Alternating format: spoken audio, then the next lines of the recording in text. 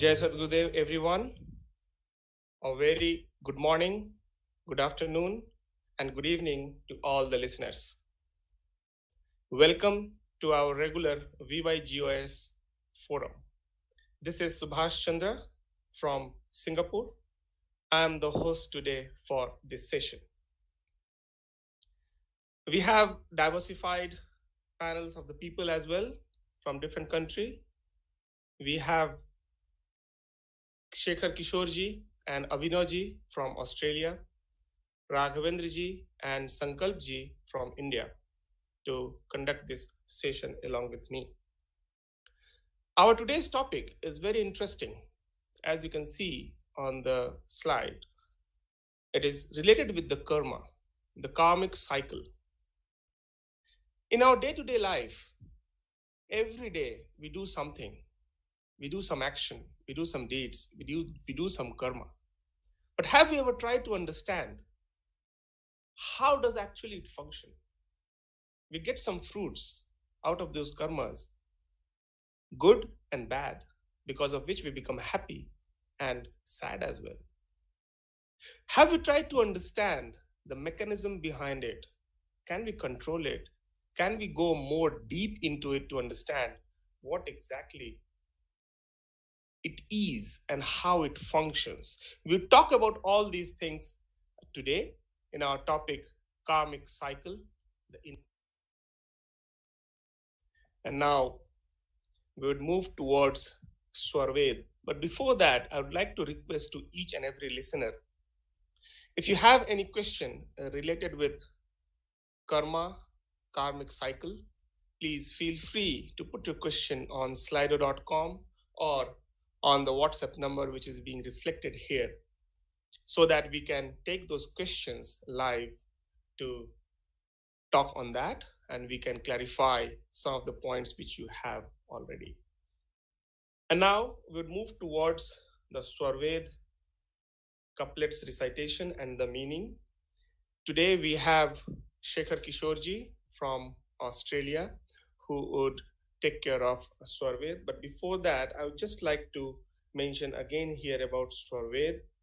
Swarved is basically a composition of His Holiness Sadguru Sudafal Devji Maharaj, who has written this encyclopedia of spirituality during his state of Samadhi.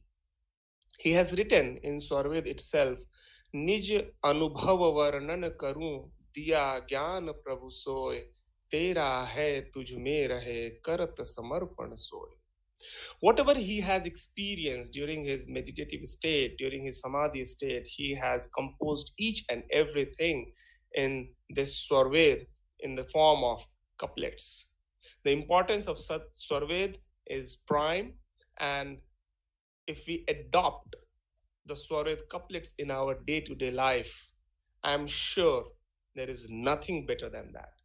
Moving forward now, I would like to request Shekhar Kishorji to do some Swarved couplets with the meanings. Shekhar Kishorji from Australia, please. Thank you, Subhashji. Jai Sadguru, everybody. As Subhashji mentioned, I'm going to recite some of the couplets from Swamiji's Swarved, 5th Canto, 12th chapter. जो कुछ करता करत है, कर्म जान सब सोय, प्राकृत करणों से करे, कर्म रूप है सोय. Swamiji is trying to explain here that every action which we perform in this physical world, everything is basically a karma, where we use the conscious energy of the soul to perform the actions in this world. चेष्टात्म की चले वहति प्रकृति आधार, कायिक वाचिक मानसिक कर्म है 3 प्रकार. Here Swami is trying to explain that the conscious efforts of the soul is performed in 3 different ways. One is through our physical actions, Second is through our voice, the words which we use to interact with the world. And the third is the mental state, how we think, what we think, which which actually reflects in our actions. सृष्टि में देखे विचित्रता, कर्म है कारण सोय, संचित रुक्रियमान है, prarabdha kriya hoy. Here Swamiji is trying to explain that whatever differences and variances we see in this world, in our lives, this is basically because of the karma.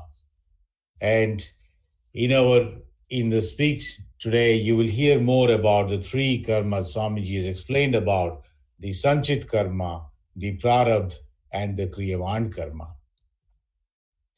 मोक्तिश की प्राप्ति जो कर्मन से नहीं होय, कर्म करे फिर तन धरे, भोग विविध विधि सोय.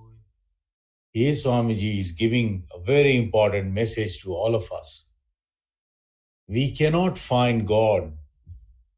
We cannot find the freedom from this bondage of life and death just by doing karmas. Wherever karma we do, it actually results in us getting into a bondage. And according to the karma, we get a different life form. So it's a very important message for all of us. I would like to stop here and hand over back to Subhashji. Thank you very much, Shekharji, to build this background.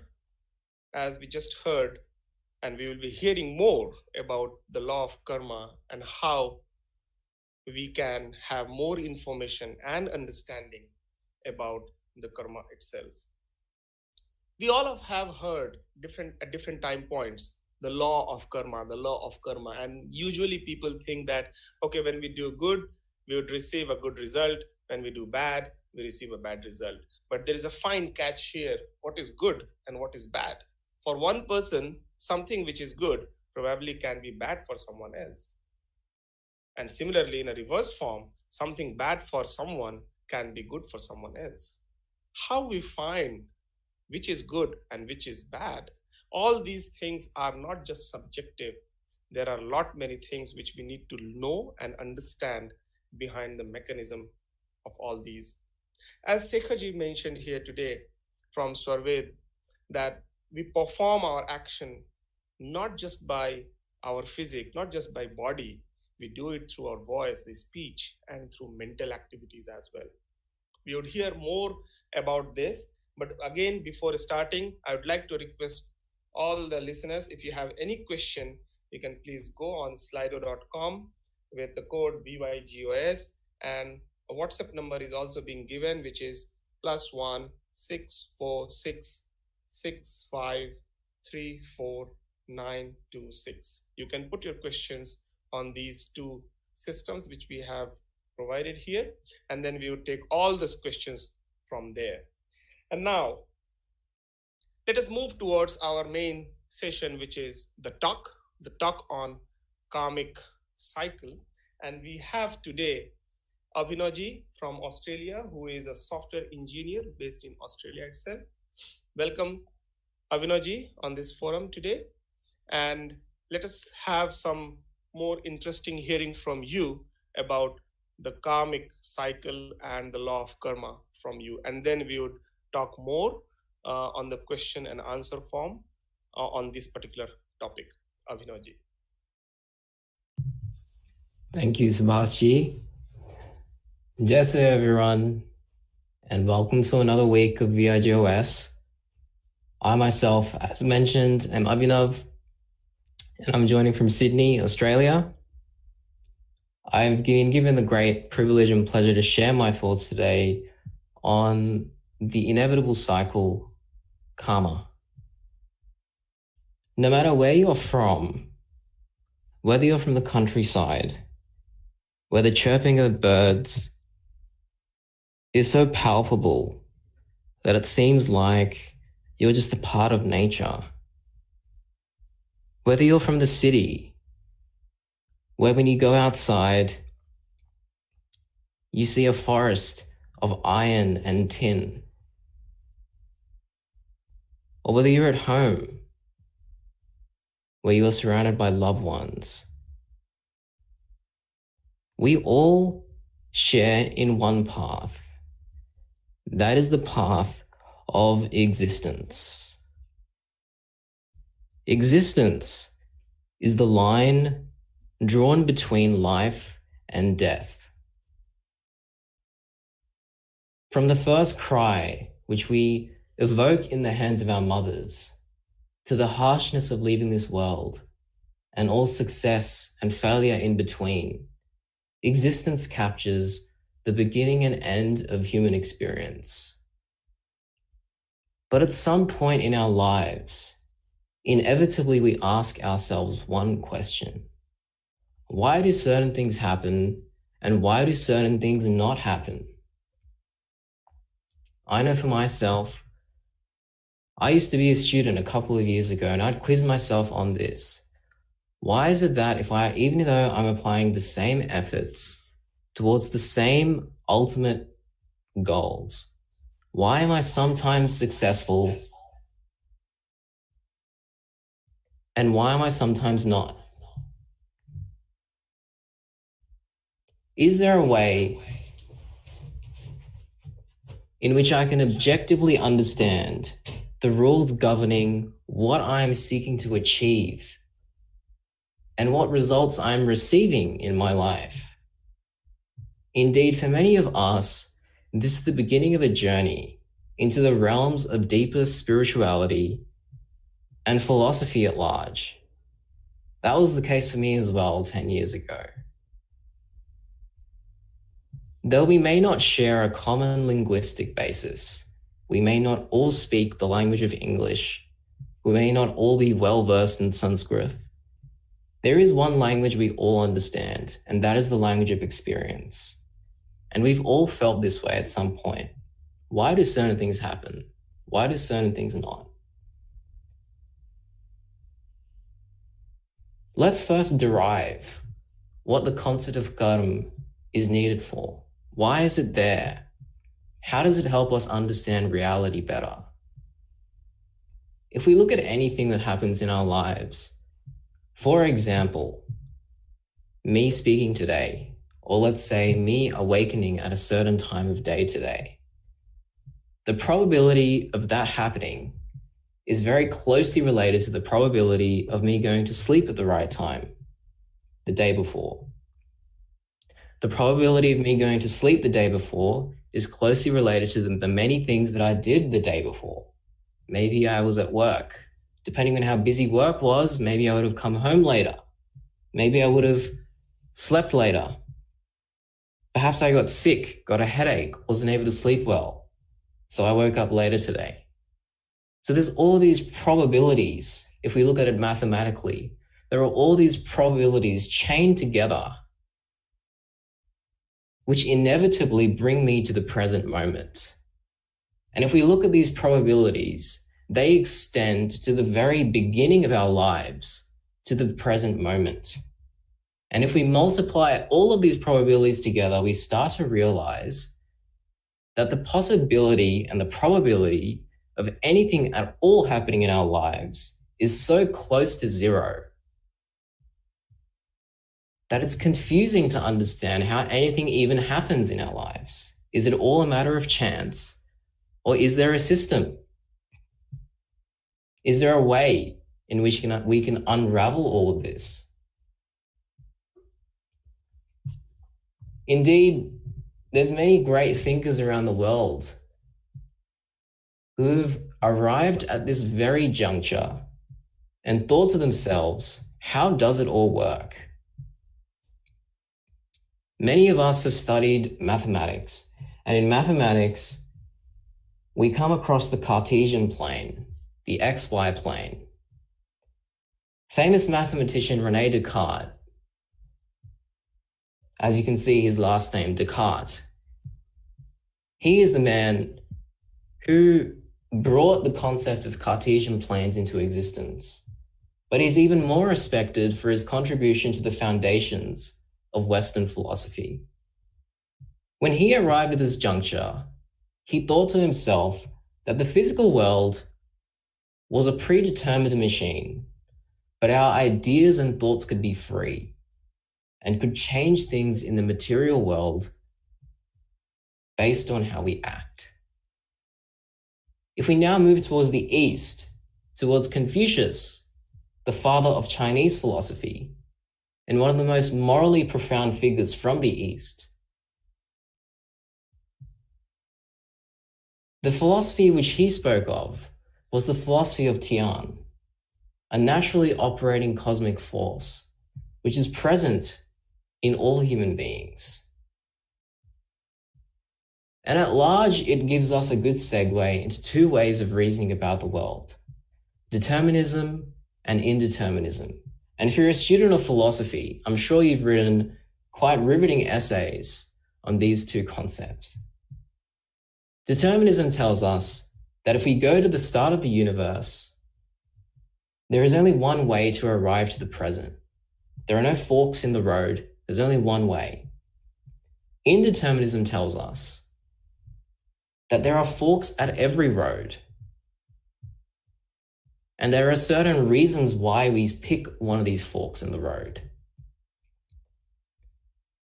And so both of these paint a different picture of reality. But how do we, in sureness, arrive at what reality actually is? Is there a way for us to solve the equation of why the probability of anything happening is zero, but certain things seem to happen to us? By solving them, we can arrive at more deeper understanding of ourselves and of the universe. Thankfully, Vedic wisdom has provided an answer to this very perennial problem, which is posed by existing. The saints of the past expressed to us that there is a set of variables defined at the individual level, which guide our destinies and experience of particular realities in life. These variables are known as karma. What is karma, and why does this process exist? In thinking about karma, we can really derive it from one concept, which is at the bedrock of all spiritual thought. And that concept is energy, as well as consciousness. Energy in the modern world can even be thought of as vibes. When we go to work, some days maybe we're not feeling too good. And so the vibes we give off to the people around us, maybe they're not as positive. Some days we may be very happy. Maybe our manager comes to us and says hello, and it gives us this fresh feeling, this sense of positive energy. And these vibes, they are very real. The medium they flow through and they are perceived by is consciousness. Consciousness, in short, is the flow of energy from the soul outward to the body and into the world. And the concept of karma is very simple if we look at it through energy.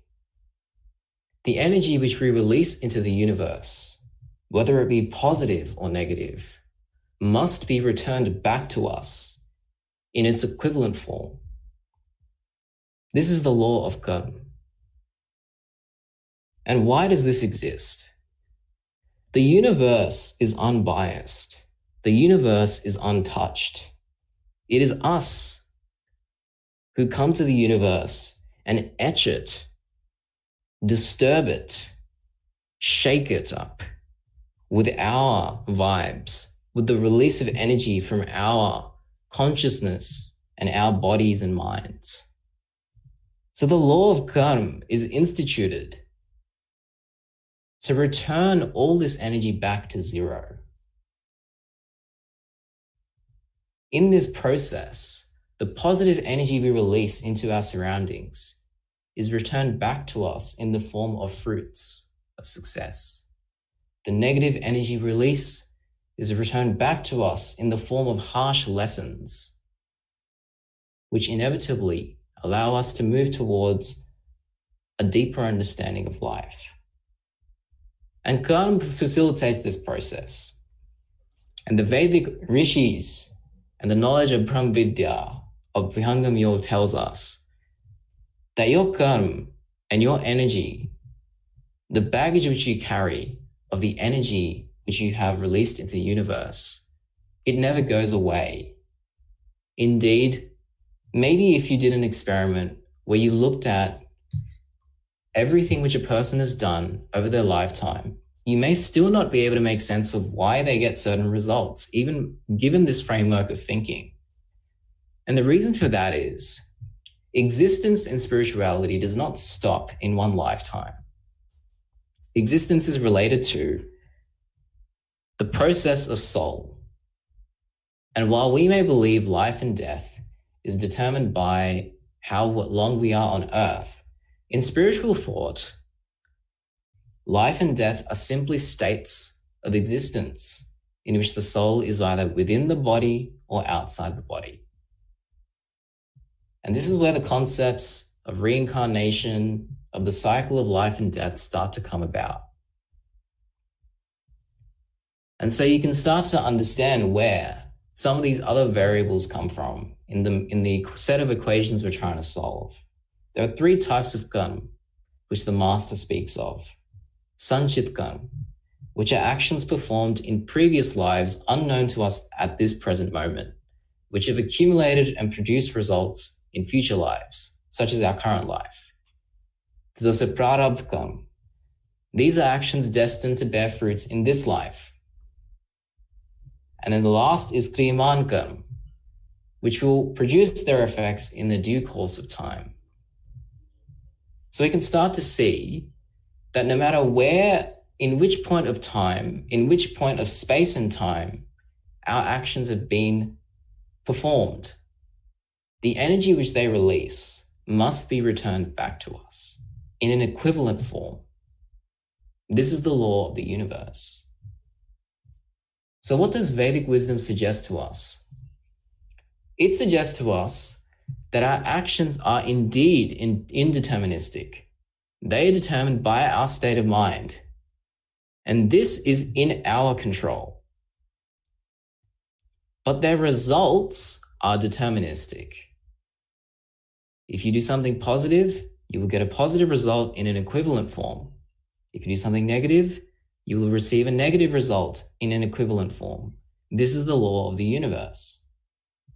And the ultimate state of reality, no matter which philosophical book you pick up, which spiritual text you dive into, the ultimate state of existence is reaching a state where our actions do not have any results. And how does this happen? It's a very strange concept. This happens when we reach a state when we are aligned with the universe and with the cosmic forces which be. If we think about it for a moment, the universe is constantly serving us. You know, it's Easter break right now and I'm actually on holiday. But if we think about it, if the trees one day decided, hey, let's take a break, oxygen would disappear. If all of the water in the earth decided, hey, let's just disappear into one corner and watch some TV, suddenly we don't have any way to nourish ourselves. And so the universe is constantly serving us. It does not stop. And once we align with the universe, the energy we release into the universe does not have an adverse effect on it. We are so dearly aligned with it, so in tune with it, that we enter a state known as vikarma, where our actions do not bear fruits. And how does this alignment happen? First, we have to reach a point where we can control our destiny. There's been many speeches on this platform before about the different emotions which arise in the human experience, whether it be anger, deep sadness, deep happiness, things which take us off our center, our balance. They start to control us rather than us controlling them. And what does this do? It makes us a puppet of the world. So there must be a way for us to control our destinies, to identify the different forks at every decision we are about to take, and to help us guide us towards taking the right decision. And further, as we go along, as we proceed on this process, we must propel ourselves toward an understanding of the cosmos so that we can align with the universe. This is where the rishis, the saints of past, left us with a method. They left us with a method which is testable, verifiable, reproducible, and is thus known as a science. And this is the method of meditation. What does meditation allow us to do? Meditation installs brakes in our mind, which allows us to slow down and allows us to decide and to identify when we are caught in a cycle. The cycle of karma, where we perform actions, we leave this body and then we return in order to bear the fruits of our previous actions. When will it end? It will only end when we have dealt with all the fruits we must receive, and we learn how to act without having any effects. Ultimately, we are borrowing every moment of our lives from the universe. Every form of energy we release into the universe must be returned back to us. And our ultimate destination is to become one with the very universe we live in. In this state of existence, life becomes a celebration, and we are able to identify the energy around us and the energy within us and take decisions which, just like the universe helps everyone, we are able to also become propagators, proponents, advocates of this very message which the universe is giving to one and all, that we are all here to help each other, to break through the cycle. I'd just like to finish by mentioning one small point, which is Vihangam Yoga, the meditation technique of Vihangam Yoga, is one which, once it installs this process of starting and stopping in our minds, it helps us identify the cycles we are caught in, the infinite cycles that we're caught in. It helps us break through these cycles,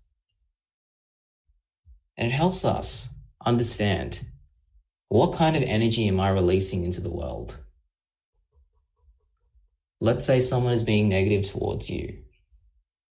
Is there a need for you to be negative? It is ultimately your decision.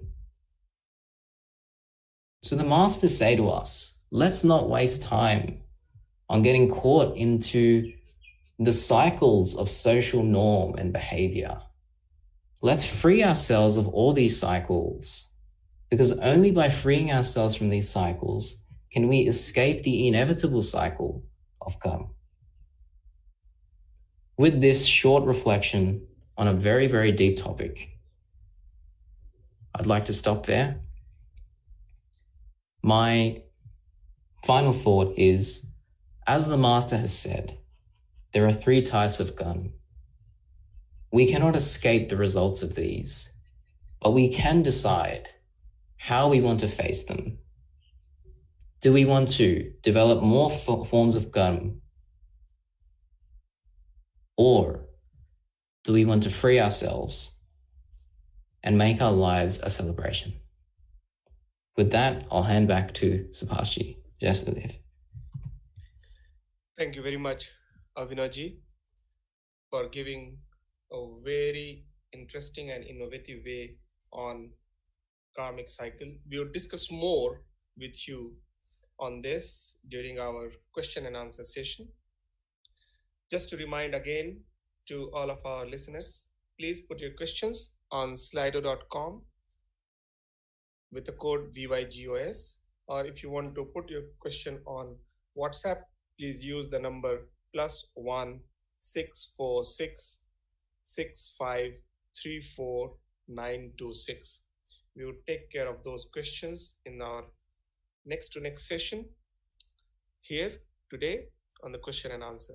But before that, I would like to invite Sankalpji from India to do a bhajan. Sankalpji, please. Thank you, Subhashji. So today's bhajan is taken from Sabd Prakash, that is somewhat related to karma. Jai Sadgurudev to all. Punya udare mano Sadguru darshan jano. Punya udare mano Sadguru darshan jano. Kiya ho sakhi ho लेहो ना विमल उपदेश नरे जी किया हो सखी हो लेहो ना विमल उपदेश नरे जी कोटि जप तप साधो पूजा वो देव आराधो कोटि जप तप साधो पूजा वो देव आराधो किया हो सखी हो तीर्थ व्रत बहु राखहु रे जी किया हो सखी हो तीर्थ व्रत बहु राखहु रे जी धोखा ये करम रे जानो भक्ति न मुक्ति रे मानो धोखा ये करम रे जानो भक्ति न मुक्ति रे मानो किया हो सखी हो सद्गुरु शरण मना रे जी किया हो सखी हो सद्गुरु शरण मना सदा फल सद्गुरु स्वामी भेद दे अंतरयामी सदा फल सद्गुरु स्वामी भेद दे अंतरयामी किया हो सखी हो परम पुरुष को मिला किया हो सखी हो परम पुरुष को मिला रे पुण्य उदय मानो सदगुरु दर्शन जानो या हो सखी हो लेहु ना विमल उपदेश नरे जी किया हो सखी हो लेहु ना विमल उपदेश नरे जी। सदगुरुदेव की जय। Over to you, Subhash ji. Thank you very much, Sankalp ji. In this bhajan, the prayer has been done to the Almighty God and mentioned that all of our karmas and all of our deeds and actions should fold towards achieving the Supreme Soul. What should we do so that we can move towards the Supreme Soul? Now, in our next section, I would like to invite here Sri Raghavendra ji, who is Chief Knowledge Officer in IPPA, based in India right now. IPPA is Independent Power Production Association of India. And we have heard Raghavendra ji earlier on this forum. Welcome, Raghavendra ji, to today's question and answer session. We will have Raghavendra ji as well as Abhinav ji to have discussion on the questions. I can see some of the questions in slido.com. And in fact, Raghavendra ji, I will start the first question to you. We all heard just Abhinav ji, where he has explained the karmic law and the cycle in a very mathematical and calculative way as well. He related everything with the cosmic energy and the energy which soul generates at all different times. On the basis of that, he explained a little bit about the three different types of karmas, the Kriyaman, Sanchit, and Prarabdha karma. With this, the positive and negative karma and fruits also comes. So I'm trying to relate this thing from one of the question which one of the listener has asked. How do I live my life without worrying about which karmas are affecting me? So from here, what I understand is he definitely is aware about the karma, but he's trying to understand and ask here whether he should be worried or not worried about what karma he has done. Raghaji, if you can throw some lights on this. Thank you, Subhashi. Very interesting question, and one that is relevant to virtually every human being. I don't think there's any one of us who would not have thought of this or who is not under the spell of this particular issue at any point of time. So there is, of course, no point worrying, but there's no point doing chinta. Yeah, chinta would mean worry, but there is some point doing chintan, which means thinking and reflecting about it, and perhaps discussing this in appropriate fora such as this, to understand what kind of karma is really affecting you and how to perhaps escape from the effects or the ill effects, you could say, of karma. So the base that we'll use for the answer for this is, one is theoretical, one is which we can all relate to because there's a lot of literature on this, in various publications. The other one would be practical, and that is where we go into the Swarved. It will be a challenge for me to integrate the two, and I would surely need your help also, Subhashji, if you could add to what I say, and also Abhinavji and esteemed other speakers over here. Because integrating the theoretical with the practical is the only way out that I can think of. And to start with, we need to understand the nature of nature itself. So in the Swarved, Sri Swami Sadafal Devji Maharaj says, Jat parivartanshil hai, maya karaj soe. This is the 4th canto, 6th chapter, verse 6. So it's 4 by 6 by 6. जग परिवर्तनशील है माया कारज सोए, क्षण वियोग क्षण योग है, जन्म मरण दुख होए. So what Swamiji is saying here is that this entire base nature that you see, so everything other than the Atma that you have within you is all spun out of Maya. And Maya itself, the great delusion that we are in, you can call that Maya, is ever changing. Nature itself, therefore, is ever changing. So whatever target we were aiming for yesterday, or whatever we were aiming for even a few seconds back, that target has moved.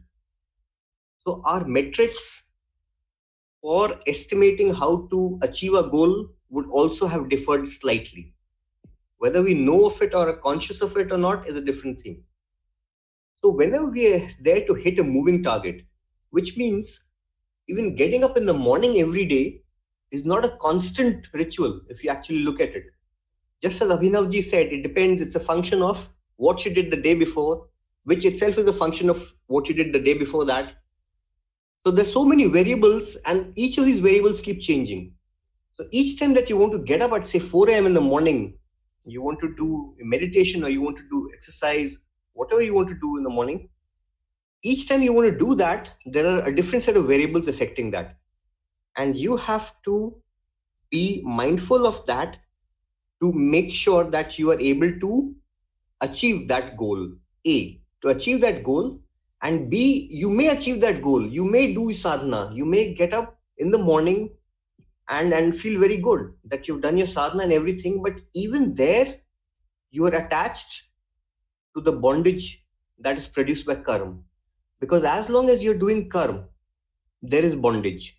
There is the bondage of ego, which binds you to Maya. It binds the Atma, the conscious entity, to the Jad, Prakriti.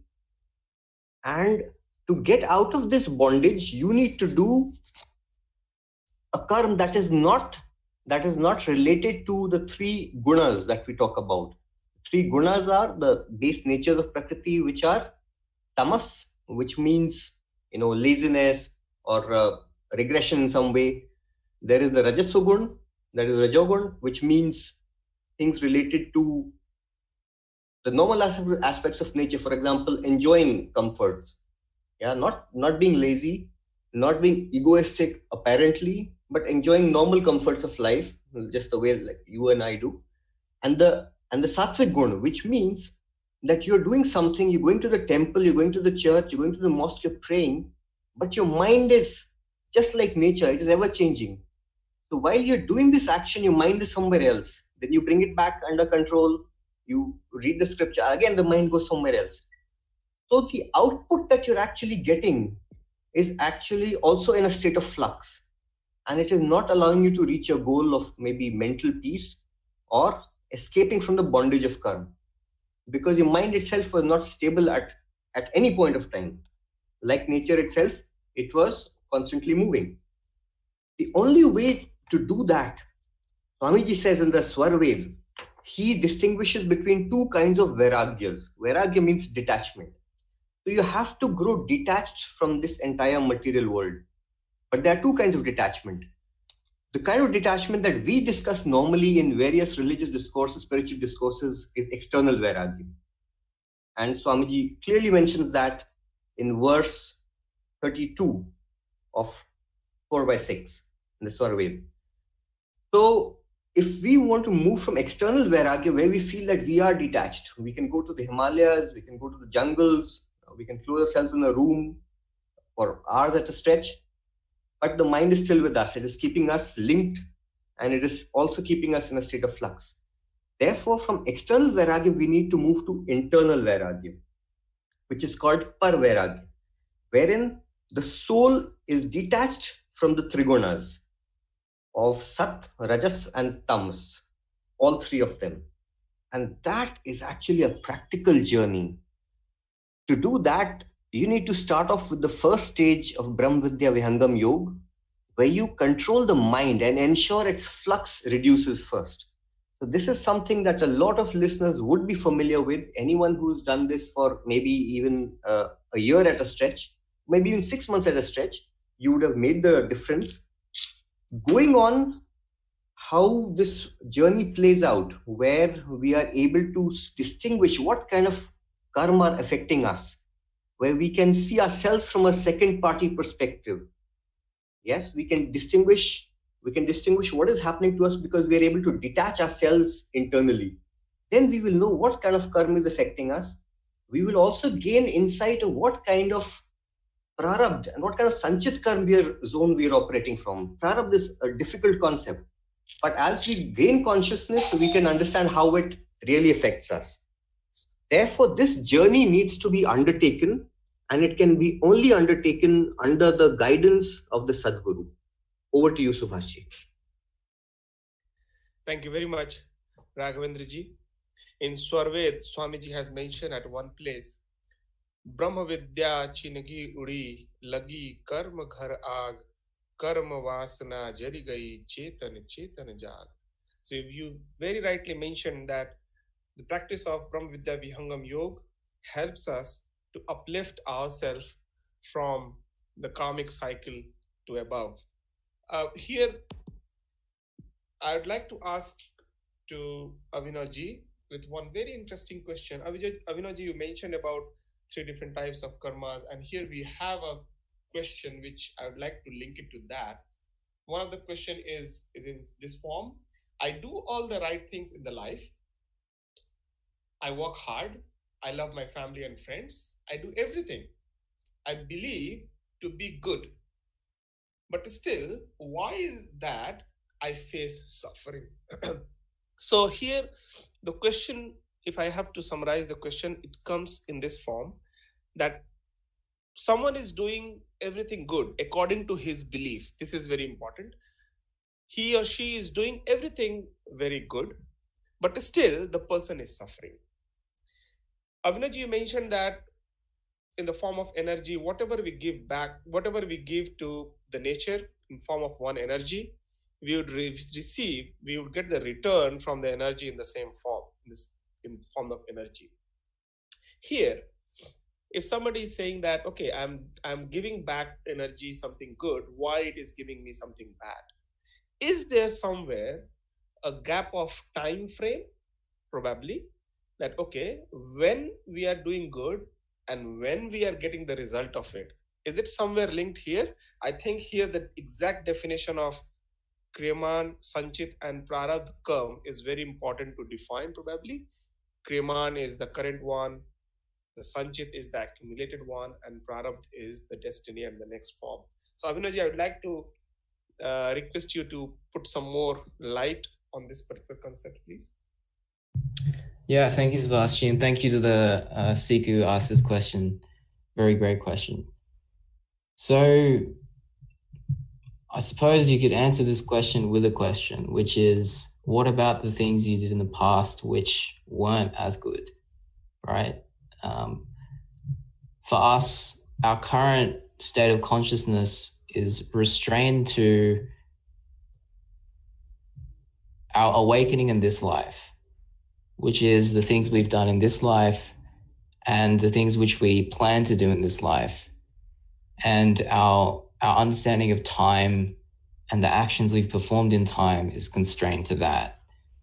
But you may have heard from many enlightened souls that once you have a full understanding of your state of existence in the past and present, then everything seems to make sense. And the reason for that is that no matter what we are going through, the universe is not making us go through that. We are making ourselves go through that. And that is the key thing here, that there's also a very optimistic message here, that if we're capable of, say, releasing 3 joules of negative energy into the universe, we're also capable of receiving it back. We're also capable of receiving back the positive energy we put out there. So there is an optimistic message here that, look, even if you are suffering, you are capable of facing this suffering. You are capable of getting through this suffering. Because if you can generate this suffering in the world, then of course you're capable of dealing with it.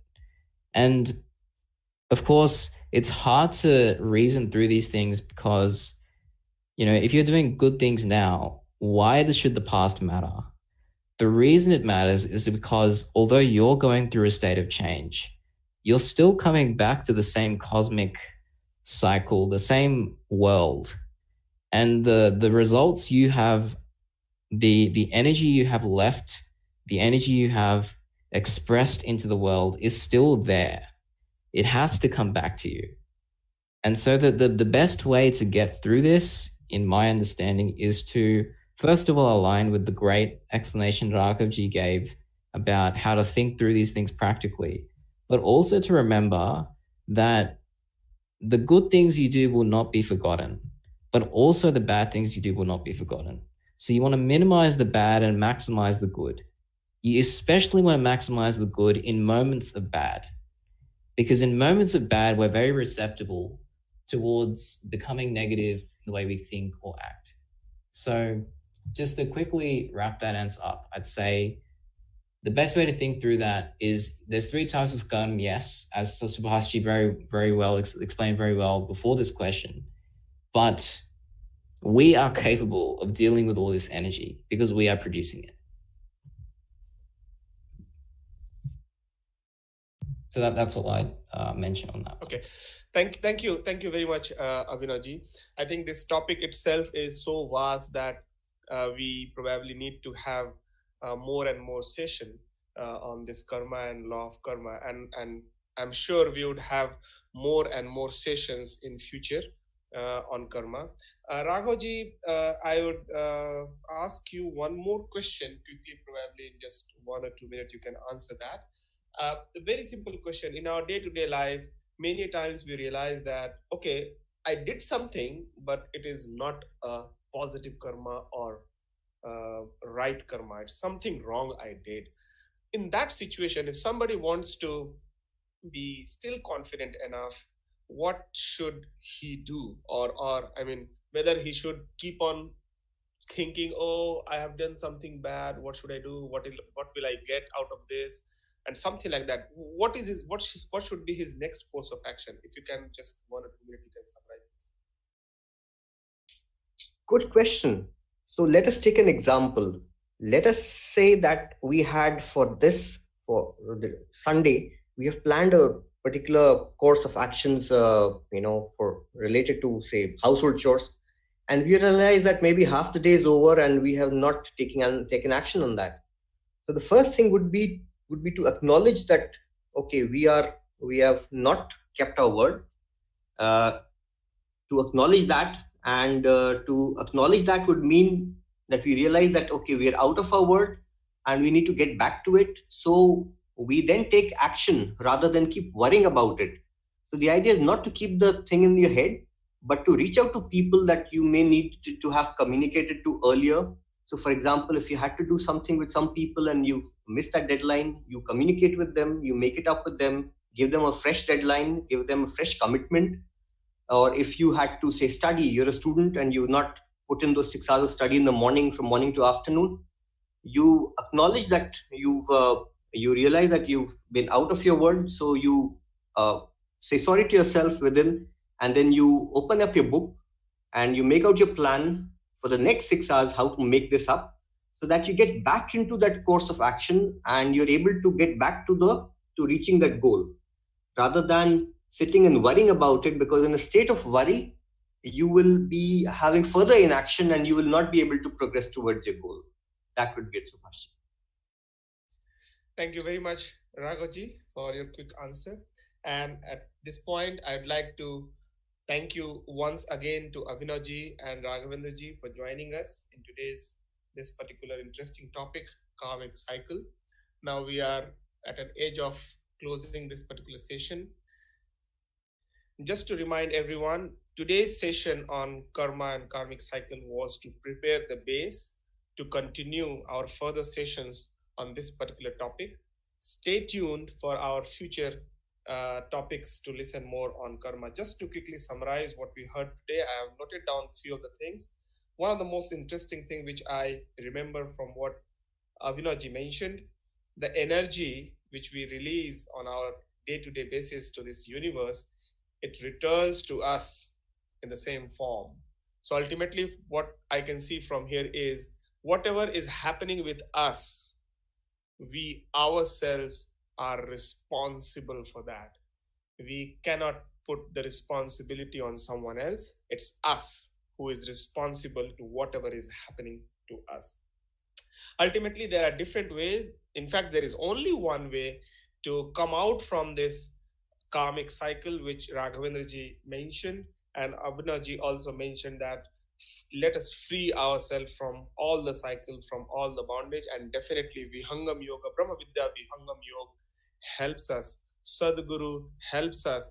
That's what his prime work is, to help us to come out from this life and death cycle, the cycle of karma. We would hear again more and more on this. Till then, have a very nice day ahead and hope to meet you again through this platform. Thank you very much for joining us today. Jai Sadhguru.